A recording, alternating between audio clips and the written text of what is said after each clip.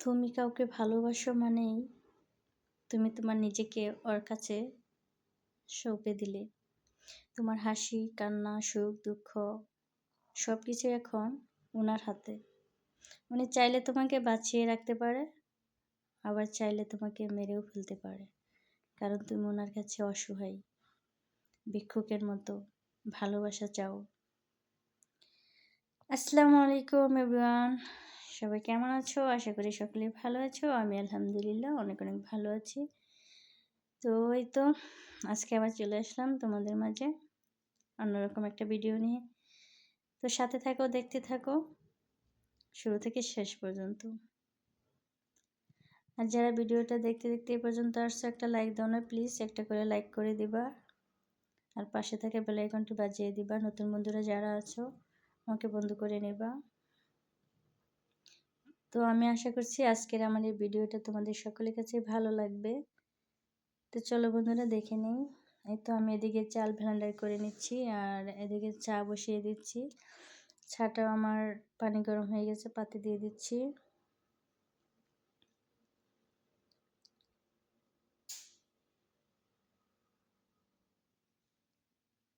শীতের দিন চা হলে তো কোনো কথাই নাই, সকাল বিকাল চা খেতে কিন্তু ভীষণ ভালো লাগে। আমার মতো কে কে চা লাভার আছো?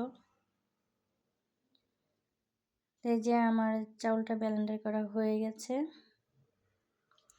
আজকে বানাবো আগারগাঁওর ভাইরাল পিঠা। দেখি আমার পিঠাগুলো কেমন হয়। তো তোমরা সাথে থাকো, দেখতে থাকো। আমি লবণ দিতে ভুলে গেছিলাম, তাই একটু লবণ দিয়ে এটা ভালো করে মিশিয়ে নিচ্ছি।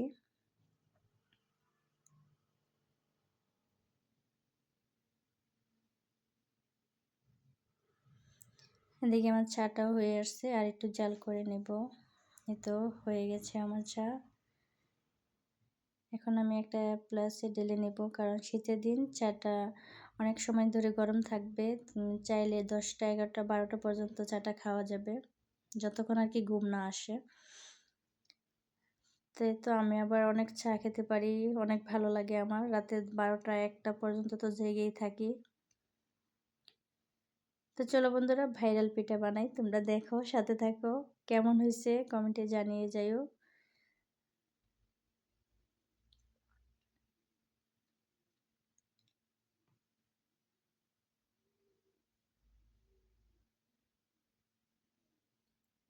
তাই তো আমি এদিকে একটা পানির বোতল, ওটা মুখ একটু কানা করে নিছি, ওটার ভিতরে এখন ভরে নেব। এই তো দেখতে পাচ্ছ, ওই ভাবলাম যে ছিটায় ছিটায় বানাইতে গেলে হয়তো অনেক সমস্যা হয়, জায়গা নষ্ট হয়ে যায়, চুলার অবস্থা খুবই খারাপ হয়ে যায়, তাই না? কাজও বেড়ে যায়। তাই শর্টকাট করার জন্য আমি এটা কি করলাম, যে একটা বোতলে ভরে নেই, দেখা যাক কেমন হয়। তো আশা করি তোমাদের কাছে ভালো লাগবে। এই তো দেখো এইরকম হচ্ছে।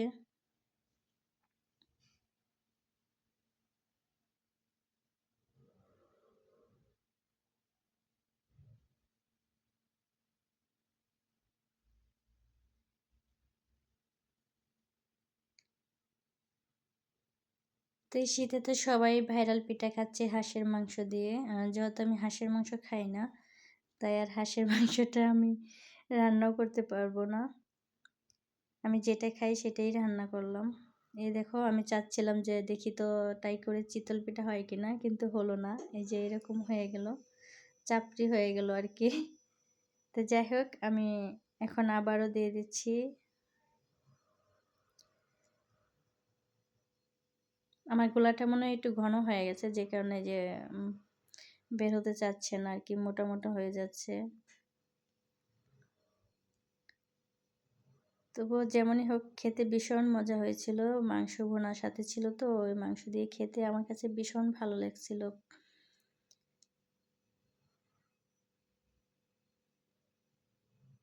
আর এটা আমি প্রথম আজকেই, মানে ফার্স্ট টাইম আর কি আমার জন্য এটা, যে আমি কখনোই তো এগুলো বানাই না, ট্রাই করি না, এই প্রথম ট্রাই করলাম।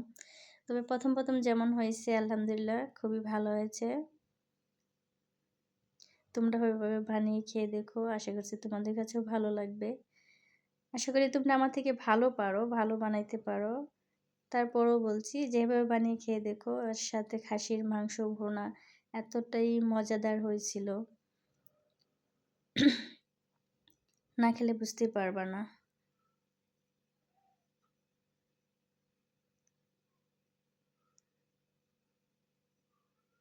এই তো।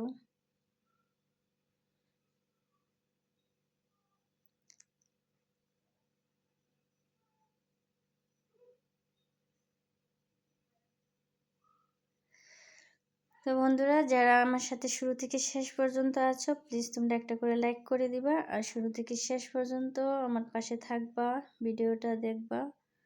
তো তোমাদের কাছে কেমন লাগছে? এই তো দেখো আমার পিঠাগুলো হয়ে গেছে, একদমই হয়ে গেছে।